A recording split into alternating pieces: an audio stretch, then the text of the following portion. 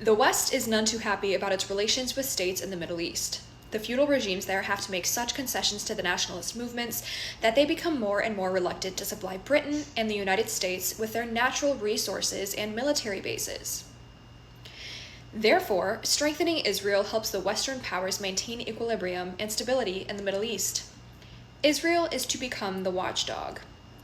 There is no fear that Israel will undertake any aggressive policy towards the Arab states when this would explicitly contradict the wishes of the US and Britain.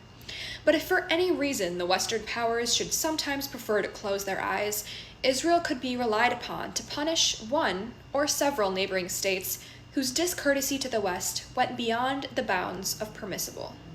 This was published in the Israeli newspaper Haaretz in the early 1950s as a response to Abdel Nasser becoming Egypt's president and starting to espouse nationalist and socialist ideas. The United States wasn't the original sponsor of Zionism. Britain played a key role in that, and so did France. But after World War II, the US put its attention in the Middle East for oil, and to ensure that the US maintained control in that region, not the Soviet Union. Long story short, Israel became a means for the US to assert dominance in the region and crush any up-and-coming communist movements, because that's what the US did and does. The US started providing military aid to Israel in 1959 at a sum of $400,000 a year. By 1966, that number grew to $90 million.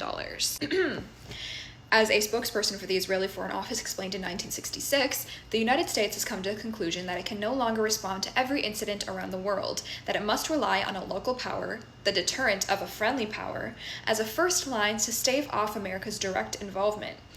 Israel feels it fits this definition.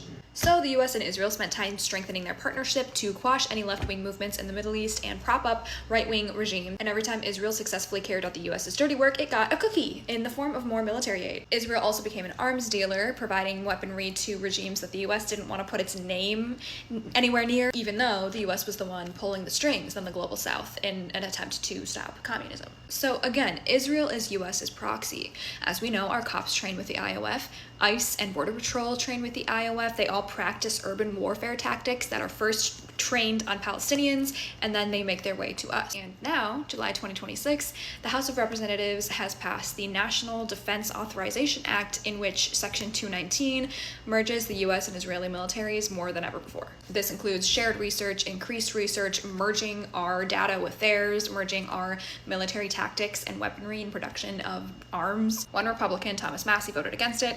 5 Democrats voted for it. All of this is going to make it even harder for people to critique Israel and the IOF without the US government coming back with some bullshit saying that it's anti-American, because that's our troops. Those are our guys. But fuck the troops in general.